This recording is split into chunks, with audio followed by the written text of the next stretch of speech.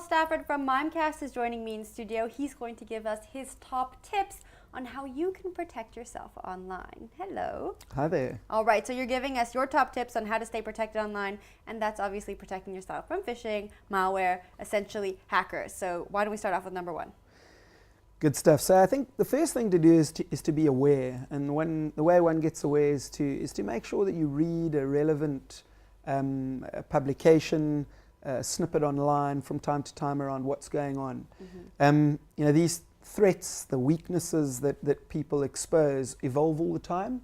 And the only way you're going to be aware of what to look out for is if you're reading these things. So it's the phishing scams that get you to give away your password in your bank account, etc., etc. The second is most certainly to have a fairly strong approach to how you manage your passwords.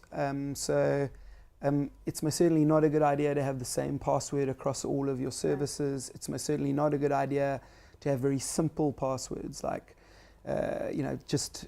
something obvious like your dog's name or your cat's name or your date of birth. Those things are very easy to pick up from social media if you've ever put them down there.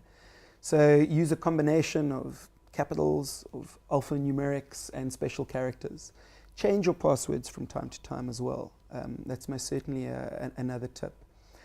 A lot of people out there like to separate their browsers on their computers. Mm-hmm. So they'll have a browser like, I might use Firefox only for banking. I won't do anything else except my banking in my Firefox browser, and I will do a host of other things that are less potentially critical in a second or even a third browser. Of course, it's vital to have some layer of updated software on the services that you use.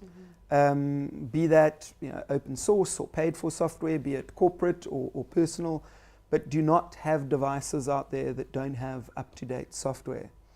And then finally, I think most certainly one has to be more careful when you're using public services.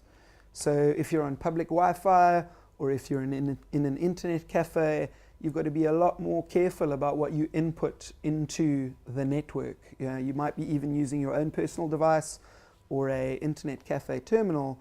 You've got to be a lot more careful about what you enter into that device in terms of passwords, usernames, where you go, the information you divulge when you're not on a trusted network.